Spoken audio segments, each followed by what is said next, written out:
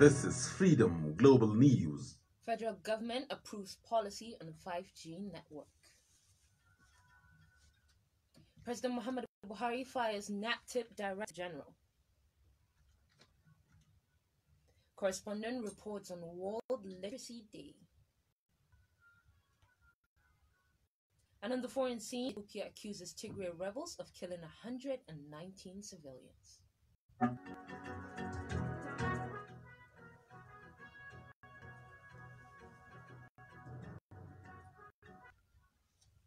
Possessing a permanent voter's card is a duty to all citizens. Please ensure to acquire yours. Good evening. You're listening to Freedom Global News on 99.5 FM. I am Zahra Zanna. Today is the 8th of September, 2021. And now the news in full. The federal government has approved a national policy on fifth generation 5G network in Nigeria. The Minister of Communications and Digital Economy, Issa Pantami, stated this while addressing newsmen in Abuja after the weekly Federal Executive Council in Abuja today. He explained that the benefits that accrue from employing such network include large capacity, higher data rates, among other economic, health, security, and educational opportunities. According to the minister, the radiation from the 5G has proven to be lower than the 4G, televisions, or microwaves, contrary to stories peddled on social media. There have been concerns about the deployment of the 5G communications network, especially over its purported linkage with the COVID-19 outbreak. On May 19, the Senate asked the federal government to suspend plans to deploy the 5G network pending a 6-month investigation into possible health risks associated with the technology. Meanwhile, President Muhammad Buhari has fired Senator Bashir Muhammad, Director General of the National Agency for Prohibition of Trafficking in Persons, NAPTIP. Muhammad was sacked less than 4 months after he took control of the agency. In a statement on Wednesday, the senior special assistant to the President of Media and Publicity, Garba Shehu, said the President has approved the appointment of Fatima Waziri Aziz as the replacement of Muhammad. Shehu said the appointment was sequel to a recommendation of the Minister of Humanitarian Affairs, Disaster Management and Social Development, Hajia Sadia Umar Farouk. He said the minister expressed the urgent need for the ministry to intensify on the existing capacity in the NAPTIP in order to achieve its key result areas as identified. The Vice President, Yemi Osibanjo, President of the Christian Association of Nigeria, CAN, Reverend Samson Ayokunne, the Sultan of Sokoto, Alhaji Saad Abubakar, and the United Nations Deputy Secretary General, Mrs. Amina Mohammed, all agree that violence against women must stop in Nigeria for the country to make progress. The leaders spoke at a 2-day Northern Traditional and Religious Leaders Summit on ending gender-based violence and harmful practices organized by the Sultan Foundation for Peace and Development in Abuja. Represented by the Minister of Women Affairs and Social Development, Pauline Talon, the VP said the federal government was committed to supporting deliberate measures to tackle the menace. He, however, said unless all stakeholders took practical steps to protect the vulnerable population, especially women, the nation will be in a worse state in future. The Sultan also emphasized the need for the government to go beyond the enactment of laws and strengthen awareness around gender-based violence, as no government could claim to be addressing the menace while law enforcement institutions are weak in discharging their functions. Kano State Government has flagged off the commencement of registration for Government Enterprises Empowerment Program under the Office of the Minister of Humanitarian Affairs, Sadia Umar Farouk. Governor Abdullahi Umar Ganduje inaugurated the registration exercise at the Yusuf Maitama Sile University today. Governor Ganduje, represented by the State Deputy Governor Nasir Yusuf, hopes that the initiative will have the highest number of beneficiaries. In her remarks, the Minister of Humanitarian Affairs, Sadia Umar Farouk, who was represented by the Permanent Secretary of the Ministry, Bashir Noura Al-Ghali, said the program is in line with the federal government's efforts to eradicate poverty in the country. Money, the vulnerable women under market money, and rural farmers under the farmer money. Excellency, the journey of the structured 2.0 We are gathered here today to flag off his registration. I've gone through many changes, but with hard work, perseverance, commitment to poverty reduction, and the strong belief that we will pull it through, we're here with the sunset story. The Ministry of Excellency was further spurred into action by Mr. President's gracious approval for the immediate expansion of JIP to provide loans to additional 1 million beneficiaries, with emphasis to targeting smallholder farmers in the year 2021. Correspondent Zahra reports that the event was attended by the Vice Chancellor of Yusuf Maitama Sile University and some government officials. The global news is coming to you from Freedom Radio 99.5 FM. You can send your comments, opinions, and watch us live on Freedom Radio Nigeria on Facebook.com. You can get the links to both sides on our website, www.freedomradionig.com.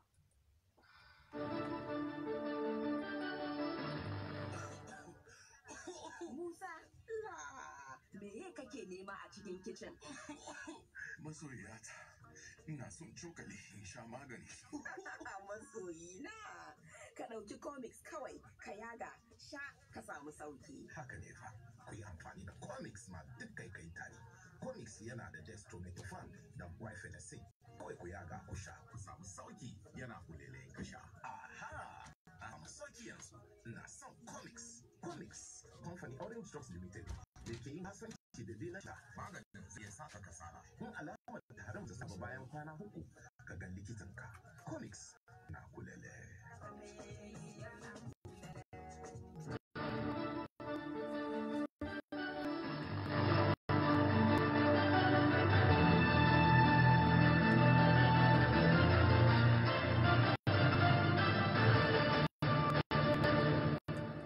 Welcome back. You're still listening to Freedom Global News on 99.5 FM. International Literacy Day is an international observance celebrated annually on 8th September. The day was declared by UNESCO on 26 October 1966 at the 14th session of UNESCO's General Conference. Its aim is to highlight the importance of literacy to individuals, communities, and societies. Correspondent Hafsa Abdullahi Danladi takes a look at the importance of the day and files in this report.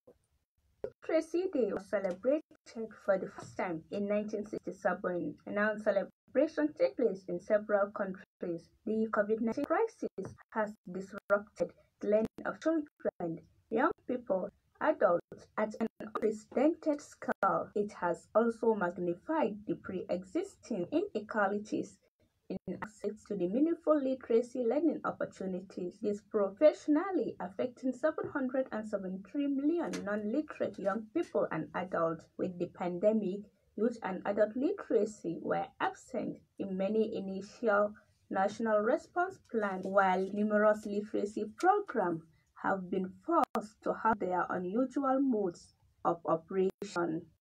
Freedom Radio interviewed some Kano residents on their view of learning through mass media during the lockdown phase of the corona pandemic. Direct teaching is more important for children and even for a student in tertiary institution, because you will have a chance to ask him if you don't understand, and again it is very easy for a student to understand the subject. To improve the learning and the teaching capacity of students, government is able to introduce some media houses such as radio and television are said to be the teaching aids in order to enhance students and pupils' capability in the learning process. But the most worrisome issue is that it's a very good attempt, but there are some questions that must be asked. Do all families have a radio set and television?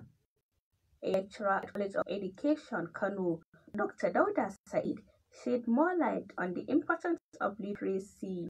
COVID-19 has created impact on the development of literacy in the world. Even in Nigeria, there is a serious disruption of learning activities in all learning institutions and centers across the country. And in addition to this, in Nigeria, we also have peculiar problems. Quite many communities who do not access literacy completely, either by virtue of their inclination, refusing to accept Western education, or because government has not extended its services to their fund. The Director of State Agency for Mass Education, Ibrahim Zakrai, said adult education is essential as well as vocational training. The situation of agency now is we are now pursuing literacy, vocational training rigorously in our centers and even in this headquarters, because we have facilitators teaching literacy at both primary, secondary level, that's basic, first basic, and even secondary school level. This year theme is Literacy for Human-Centered Recovery, Narrowing the Digital Divide. Hafsat Abdullahi Alladi, Freedom Radio. For tomorrow's weather forecast in some cities in Nigeria and parts of Niger Republic, here's the report.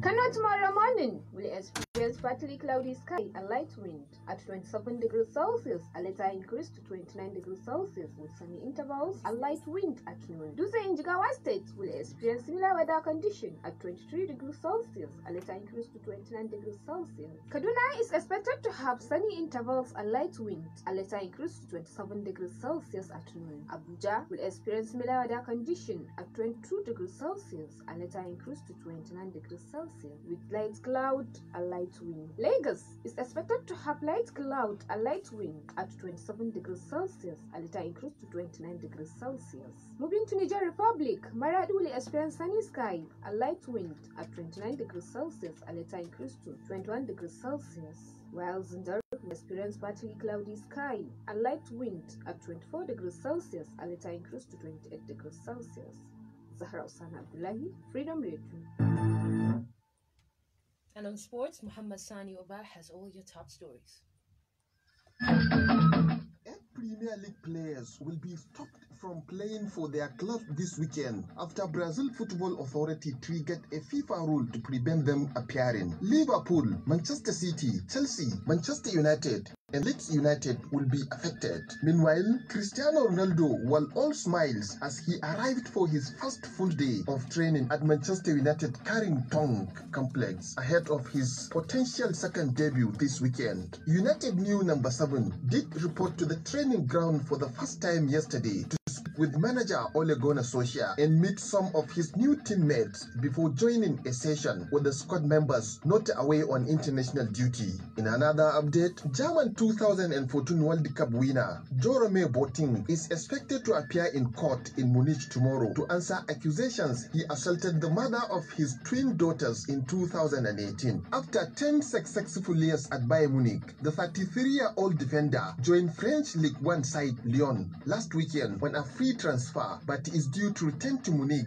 to face the allegations in court. And on tennis, British teenager Emma Raducanu says her stunning run to the US Open quarterfinals is surreal, but feels confident and in control as she chases a place in the semi-finals. Raducanu faces Swift 11 seed Belinda Bencic, who won the Olympic title last month in the last 8 on Wednesday. Muhammad Sanoba, Freedom Radio. And on the foreign scene, Ethiopian officials have accused Tigrayan fighters of killing 119 civilians in the neighboring region of Amhara. The officials said they discovered 2 mass graves in the Dabat district, and the killings were carried out during a 2-day period earlier this month. Residents of Chena village, 10 kilometers from Dabat in North Gondar, said there had been heavy fighting there. Dabat administrator Ato Sunet Wabalam said 119 bodies had been recovered, but residents said some people were still missing. He added that the victims were innocent farmers, priests, children, and women.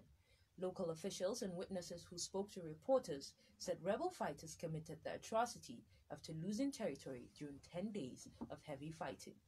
The rebel Tigrayan People's Liberation Front, TPLF, has not commented on the accusation of the killings. We've come to the end of today's global news. On behalf of the entire production team and I, Zahra Zanna, thank you for listening.